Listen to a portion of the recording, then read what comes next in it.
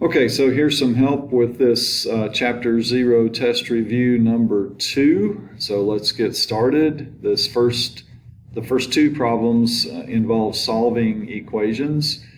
And I want some of you to watch very carefully what I'm about to do, because I'm noticing for some of you a tendency to do something that really is not good. And I'm hoping that if you're watching, this will help you prevent this error. So it all boils down to this. If you notice on the left side, I've got two different W terms. Okay, I want you to always look for opportunities to combine like terms. Some of you, okay, don't write what I'm about to write, but I'm talking to a few of you that are doing stuff like this, where you're adding 12W, kind of like this, and adding 12W over here, and obviously we're out of balance if we do this. We've added 24W to the left and only 12W to the right. So not trying to give you any unnecessary thoughts, but I do want to overemphasize how in cases like this, when you're solving equations, you should always be looking for opportunities before you start thinking about moving the variable to where it's only on one side. You should always combine like terms first if necessary. And it is necessary here, because I can take 3W and subtract 12W from it, and I get negative 9W. I'm going to bring down the plus 5, and then nothing really changed on the right side of the equation. And so now that I've got like terms together, now I'm going to focus on getting W on one side only. And so if we use that little phrase, kill the little one, negative 14 is smaller than negative 9, so I'm going to add 14W to both sides. And the result of adding 14W on both sides would be 5W plus 5 is equal to 16. And now I work on getting W by itself. First, I have to undo addition. I undo addition with subtraction. And then I undo multiplication with division. And so the final answer here for number 1 is W is 11/5. All right, let's try number 2. Number 2, I have to get rid of the parentheses by distributing. I think of this as distributing negative 3. To me, that makes more sense. So when I distribute negative 3 to both of these, negative 3 times t is negative 3t. And negative 3 times positive 4/3, it starts off as negative 12/3. Negative 3 times 4 is negative 12 divided by 3. But negative 12/3 is just negative 4. Okay, once again, just like our previous problem, on the left side, I'm going to combine like terms. So don't try to subtract t or add 3t at this point. Just go ahead and put those together. 1 minus 3 is negative 2t.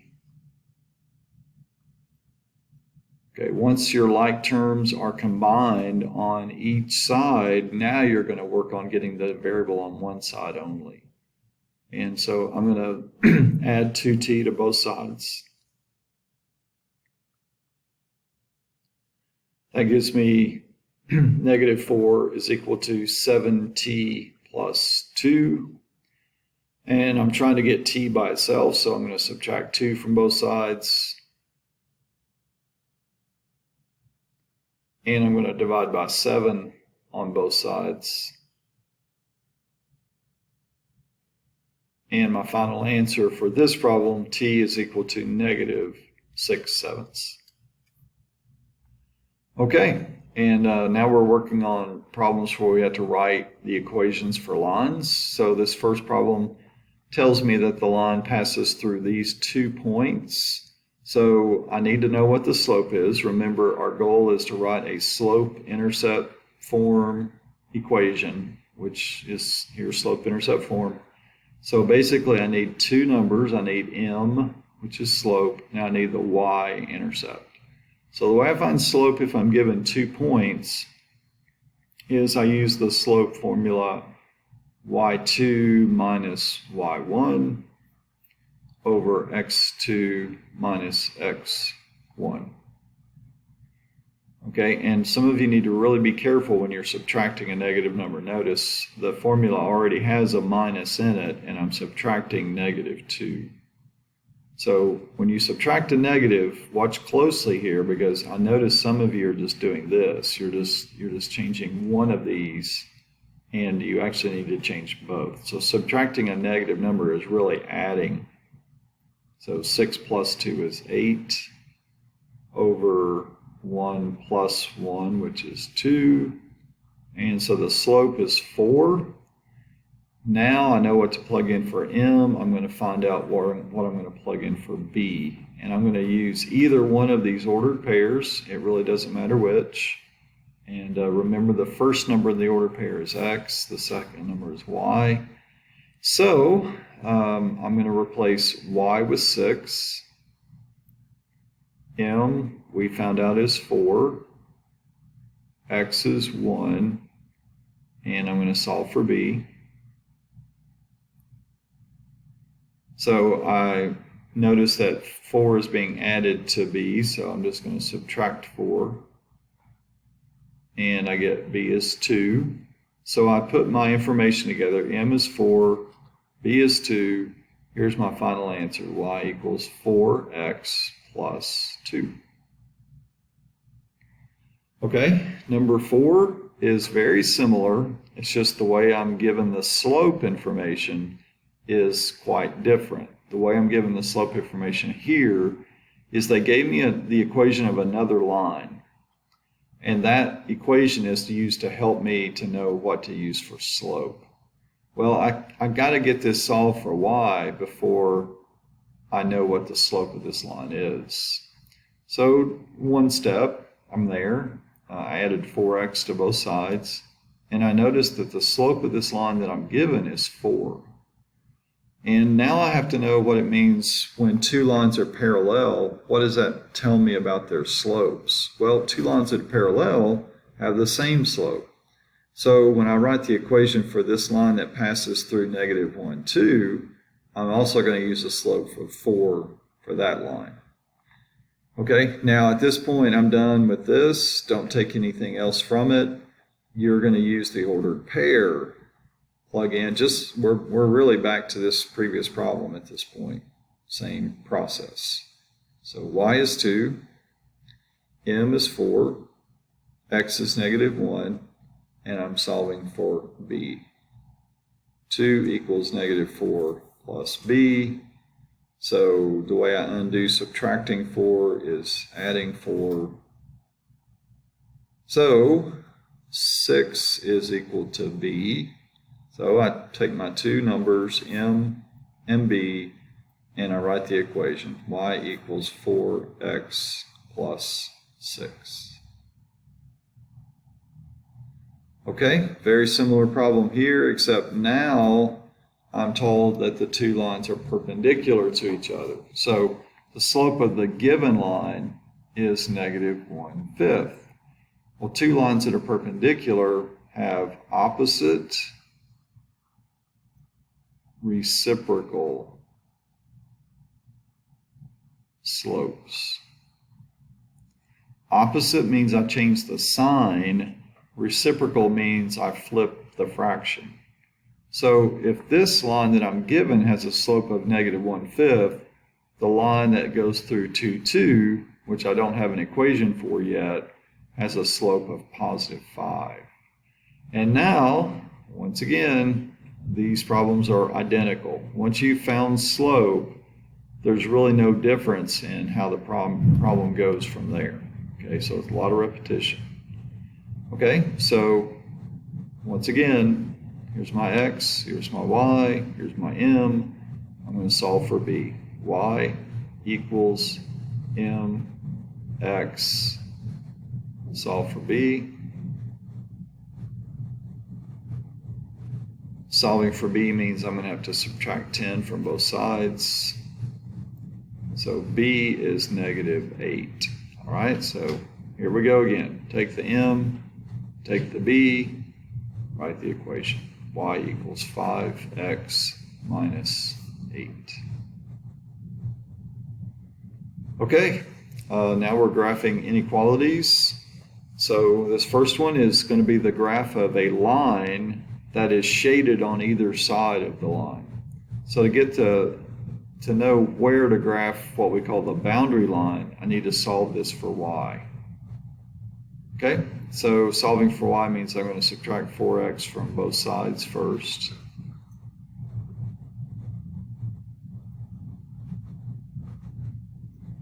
And then I'm going to divide by -2 to undo multiplying by -2. So some of you really need to be careful here.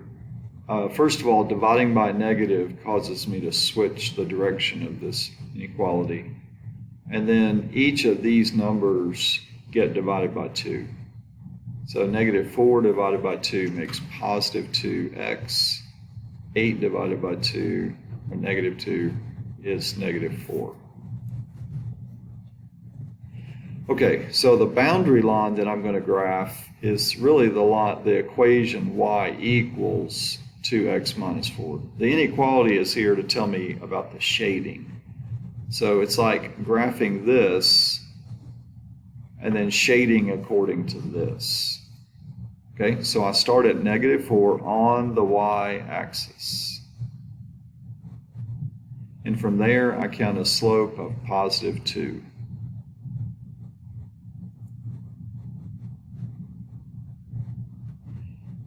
Now I look at the inequality and I notice that it says greater than or equal to, so that tells me to do a solid boundary line. And you'll have a ruler so you can make that nice and straight. Greater than means to shade above the line. Okay, less than means to shade below the line. So I'm going to be shading the greater than side, which is this side, the above side. And if you have time on your test, which I think you will, then just do a little test using the origin because it's easy math. If I put the coordinates of the origin are 0, 0, of course. So I'm going to put 0 in for x, 0 in for y. I'm going to go back to the original inequality and let x and y both be 0. Well, that's pretty simple math. 4 times 0 is 0, minus 2 times 0, which is 0. So I get this, 0 is less than or equal to 8. So is that true? Well, yes, it is. So I'm feeling confident now that I've shaded the right area because the origin is in the shaded area. The origin made this true, so all of the other points in the shaded area will also make this true. Okay, so that takes care of number 6. Number 7, just sort of like this one, I have to get it solved for y, but very much unlike this one, number 6. This, number 7, is an absolute value inequality. So whenever you graph absolute value, just think of the way we spelled the word value with this graphed V. Absolute value always has to produce a V shape. So the way we graph this absolute value inequality is first we solve it for y, so I've done that, and then we find the vertex using this special formula that I showed you a couple of weeks ago now. Okay, so m is in front of x. And let me go up here. M is in front of x. B is the other number inside the absolute value that's alone. And then C is outside. Okay. Okay, so using my formula, I'm going to do the opposite of 8 divided by 4, which is negative 2, and C is positive 2. So that's my vertex. That's where I'll start the graph. Negative 2, 2. And to make the rest of the V from here, I just look at the slope number, and it's positive 4. Up 4, right 1, up 4, left 1. And it's going to be a dashed V because the inequality does not say or equal to.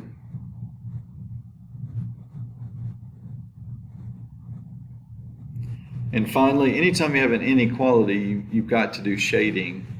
So again, less than means below the line. And for a V, we actually have 2 lines. So basically, everything outside of the V is going to be shaded.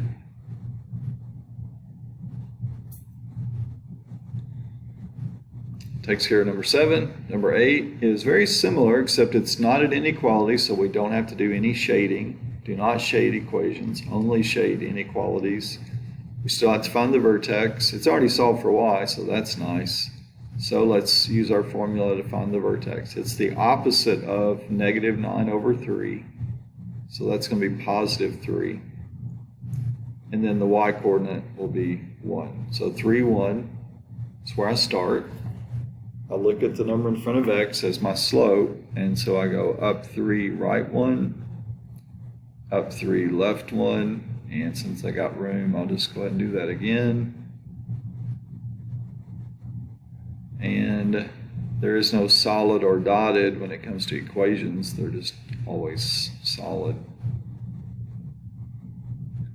And there's my answer for number 8.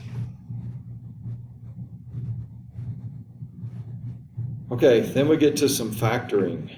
And then just a reminder, factoring always begins by looking for a GCF. And number 9, I do have a GCF, it's 4. And when I factor out 4, that means basically take your GCF and divide it into both of these. But don't just stop there. Make sure that when you give me an answer, it is 2 different factors multiplied together that equal this. All right, so when I divide 4 into both of those terms, I get x squared plus 6. All right, and there is no GCF in the parentheses. I can't do any more factoring with what's in the parentheses, so I'm just going to double check. I'm going to do the distributive property, 4 times both of these, and sure enough, it does equal this. And so there's my factoring. 4 times the quantity x squared plus 6. Number 10, I'm looking for a GCF. Don't see one. I notice this is a quadratic. Quadratic means squared. Trinomial means 3 terms.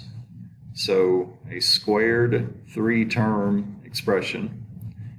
The way to factor these, when we just have a regular 1 in front of x squared, I don't use the box method for these, but if you have time, it's okay if you do. It just really matters, it just boils down to this. What are the factors of negative 32 that would add up to negative 4? Okay, so to make x squared, both of these have to be x. Now the factors of negative 32, okay, so I'm just going to make a little scratch work up here. Factors of negative 32 that add up to negative 4 would be negative 8 and positive 4. So those two numbers do 2 things. When multiplied, they give me this. When added, they give me this. So my factoring is going to be minus x minus 8, x plus 4. Now I'm going to check it with FOIL just to make sure I'm right. So FOIL stands for first. That means these are the first of each group. X times x is x squared. O means the outside. So talking about these on the extremes. X times positive 4 is positive 4x. I means the inside. So we're talking about these. Negative 8 times x is negative 8x. And then last stands for the two numbers on the ends in each set. So negative 8 times 4 is negative 32. When you combine like terms in the middle, 4x minus 8x is negative 4x. Sure enough, I have my original problem expression. So this represents the factoring. X minus 8 times x plus 4. Okay, number 11. Look for GCF. Looks like we have one. It's going to be 4. When I factor 4 out of this, I get x squared minus 6x minus 7. Okay, now I want to see if I can do more factoring, because this is a quadratic squared trinomial, 3 terms.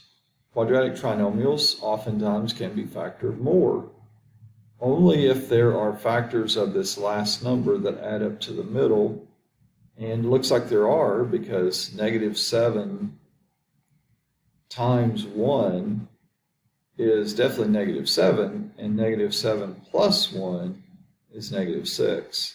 So I found the two numbers that will represent my factoring, x minus 7 times x plus 1.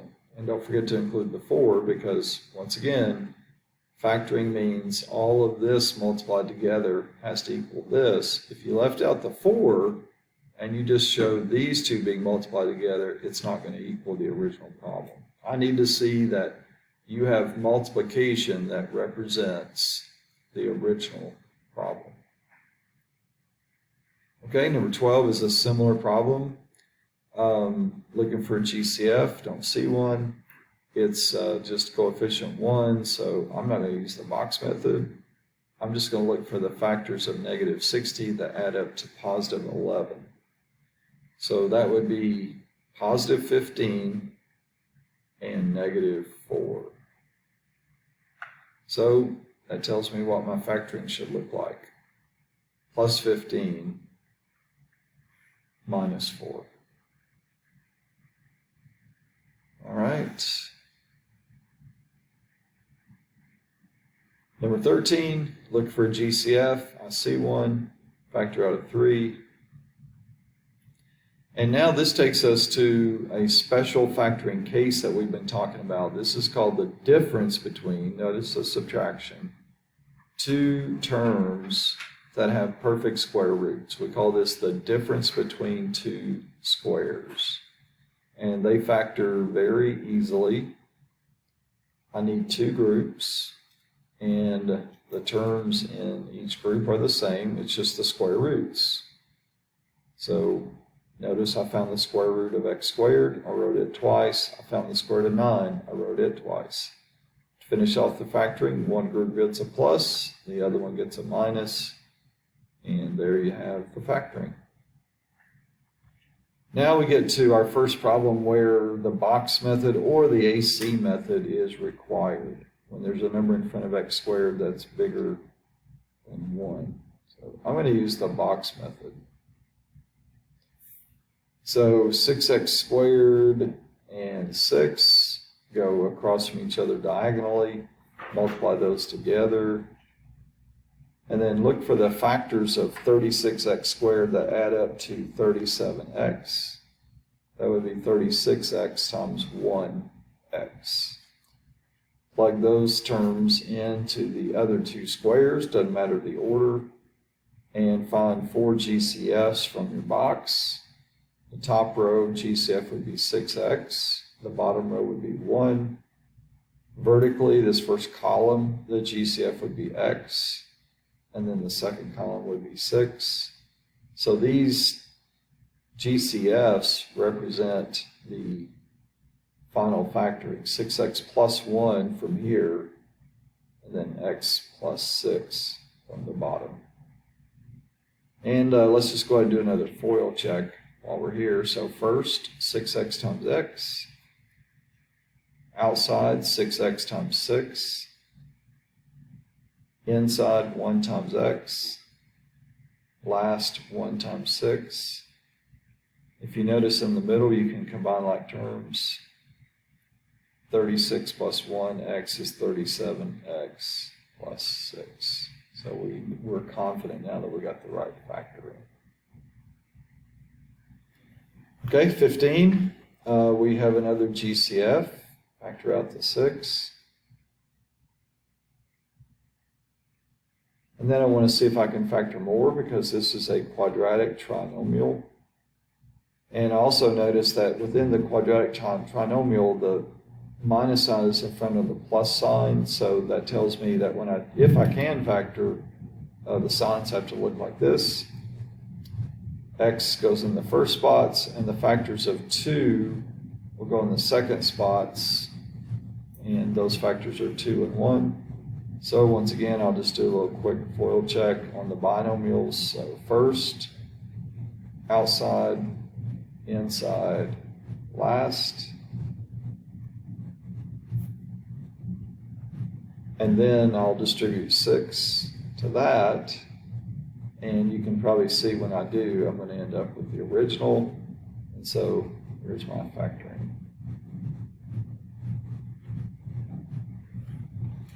Okay, 16, look for GCF. I see one, it's 9. 4x squared minus 1. And now I notice, just like number 13, I have the difference between two perfect squares. So be on the lookout for two terms being subtracted. Good chance they're going to be two perfect square terms being subtracted. So write the square roots twice.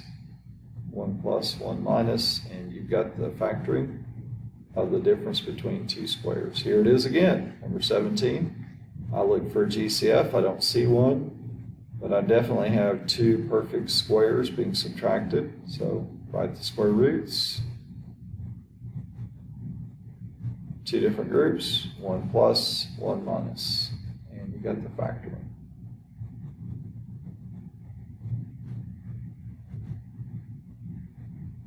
Okay, we're back to quadratic trinomial. Look for GCF, don't see one. So let's see if it's possible to factor it as two linear binomials. I notice the signs, minus in front of plus, so that tells me they both have to be minus. So all I have to do is come up with the factors of 32 that add up to 12, and that would be 8 and 4. And then I won't do FOIL again, but I'm going to have you do FOIL on the test. So hopefully you've seen that enough to know how to do that yourself. You can always know if your factoring is right. Okay, so here we are with number 19. Look for GCF, don't see one. So let's see if we can factor it as two linear binomials. The factors of negative 48, that would add up to negative 8. Those would be negative 12 times positive 4. Okay, now that I've found those factors, I set up my factoring. X minus 12 times x plus 4. Okay, number 20, we're back to another, I'll do this one, AC method, for those who like that method better. I know that the signs have to be both minus. I already know that. So let's go ahead and multiply with the AC method. It's sort of like the box method in that you have to multiply these first and last terms together. So 5x squared times 9 is 45x squared. And now I'm looking for the factors of this that add up to the middle. That would be negative 15x times negative 3x. Okay, so here's the AC method. Minus 15x minus 3x is just another way of writing negative 18x plus 9.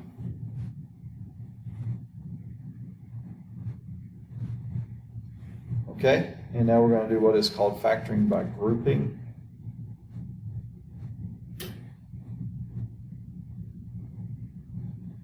So in this first group, the GCF would be 5x.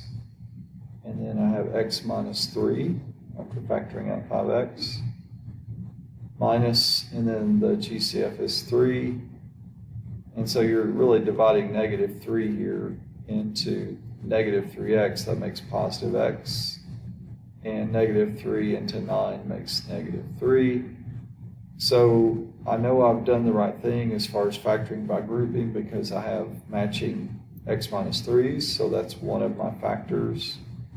And then these other two terms that are not grouped together become grouped together, and they're my other factor. And then we'll just do a quick FOIL check.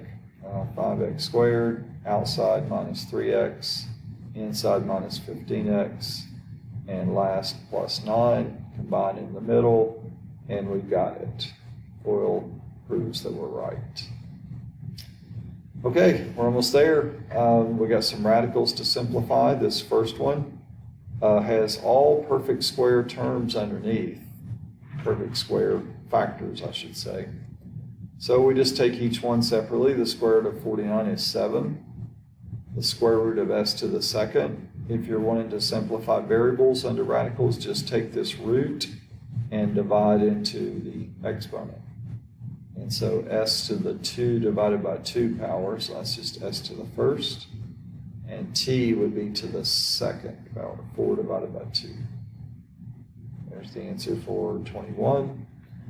22, unfortunately, has some factors under it that are not perfect squares, like 50, or all three actually. None of them are perfect squares.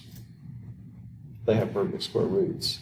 So what we're going to do is this little process of factoring, a lot of factoring on this test, but in these radical factors, I need perfect square root factors in this one, like 25. 25 goes into 50 2 times. For x to the third, 2 doesn't go into 3, but I can write this as x squared because 2 does go into 2. I'll just have to put that extra x that is needed to make it equal x to the third over here on the right. And then 2 doesn't go into 7, but I can make this y to the 6th, and then this would just be y to the first. So this left radical becomes non-radical, and the right radical stays radical.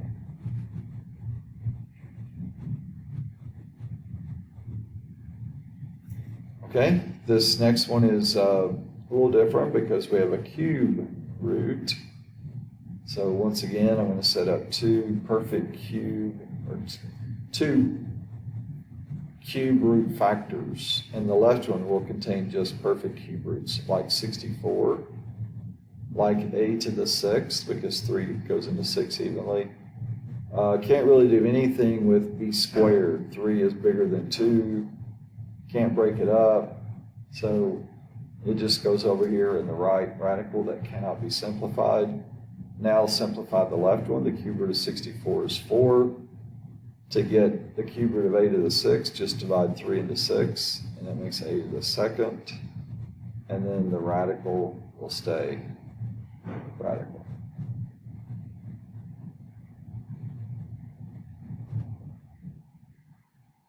All right, 24, I'm going to multiply these together. So it's the square root of 8 times 2, which is 16. And then for variables that are the same, I just write the variable and add the exponents. And fortunately, both of those have perfect square roots. The square root of 16 is 4. And the square root of x to the 8th, just take this 2, divide into 8, and you get x to the 4th. And there's my answer for number 24. 25, I'm going to multiply these non-radicals together. 4 times 2 is 8.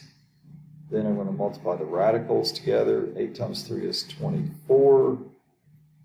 Add exponents for like variables. X to the 5 plus 2 power, that's x to the 7th. And then y to the 6th, 2 plus 4. Okay, so much like we did up here above, I've got factors under the radical that are not perfect squares. So I'm going to do some factoring. I need perfect square factors here, like 4. 4 goes into 24 6 times. For variables, for square roots, I have to have exponents that 2 will go into. In other words, they have to be even numbers. So this would be x to the 6th, and over here to make it equal, I have to put x, and then y to the 6th will stay in the perfect group.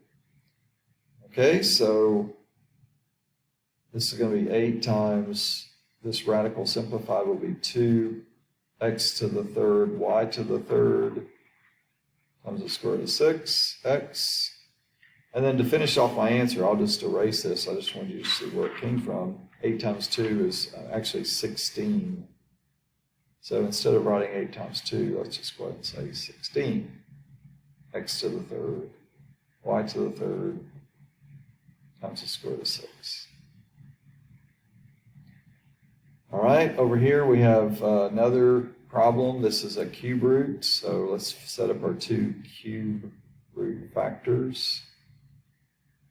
And the cube root of 8 times 4 is 32, so 8 is my perfect cube root factor, and then 4 is the non-perfect cube root factor.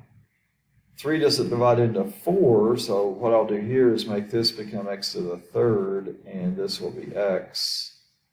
3 doesn't divide into 8, so I'm going to make this y to the 6th, and this will have to be y to the 2nd.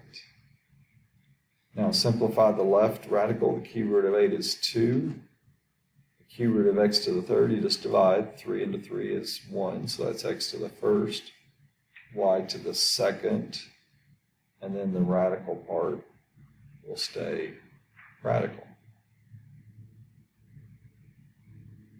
Here's my answer for 26. So 27, we get into negative exponents. Negative exponents tell me to do this. We take the base, which in this case is 1/2, and flip it over. The reciprocal of 1/2 is 2.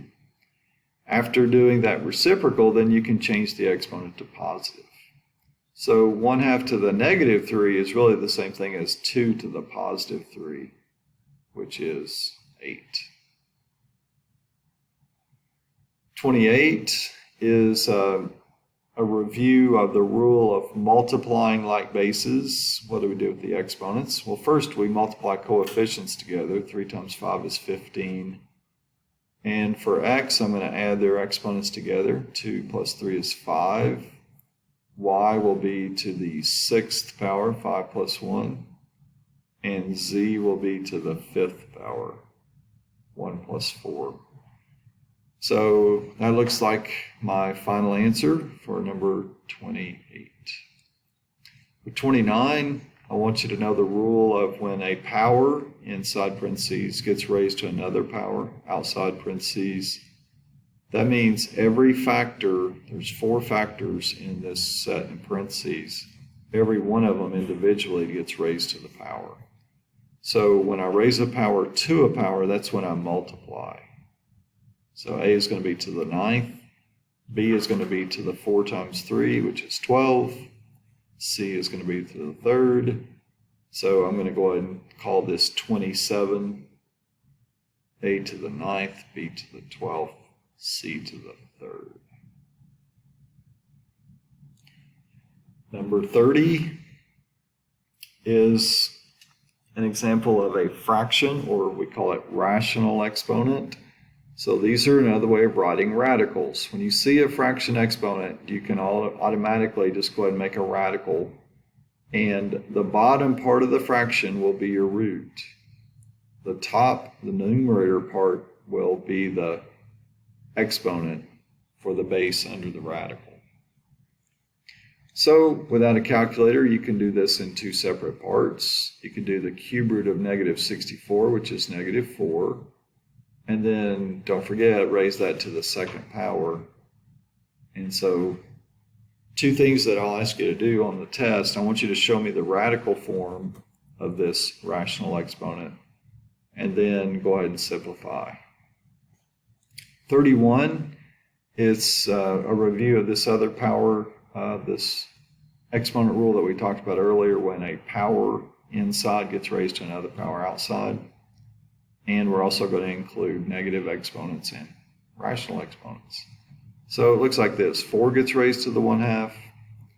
When I raise x to the negative 2 to the 1/2, remember I multiply exponents, so negative 2 times 1/2 is negative 1. Y is going to get raised to the 4 times 1/2, which is 2. So of these 3 factors, 2 of them have exponents that have to be changed. Y squared is the only one that's what we would consider normal. I'm not doing anything to y squared, but with the rational exponent, I'm going to treat this like the square root of 4. That's what it is. 2 is the root. 1 will be the exponent for 4. Then I had to remember how to handle this negative exponent. I take the base and flip it over. Then I change the exponent to positive. Y squared isn't changing. Okay, so I'm going to show this as just one fraction, and hopefully you can follow what I'm doing here. So the square root of 4 is 2. So 2 you can think of as 2 over 1. I'll just show it like this. So here's 2. Just so I can make the parts of the fraction line up. I find that people get a little confused when it comes to multiplying regular numbers times fractions. So what I'm doing here is I'm writing 2 as a fraction over 1. And so now I hope it helps you see that you just multiply the numerators all together. And then on the bottom, you just multiply all the denominators together. And that's my answer for 31. And finally, we get to number 32. And here's another rational exponent that we need to write as a radical. So 16 is going underneath. 4 is the root. 3 is the exponent for 16. And now I simplify this, so just break it up into 2 small parts. The 4th root of 16 is 2, and then just raise 2 to the 3rd power, and that's 8. Okay, so once again, make sure you show me the radical form of this, and then you can go the next step and simplify. Okay, so I hope this helped. I went through all the problems. If you still need more help after watching this, you're welcome to reach out to me with questions. Work hard, prepare well, and I'll see you next time.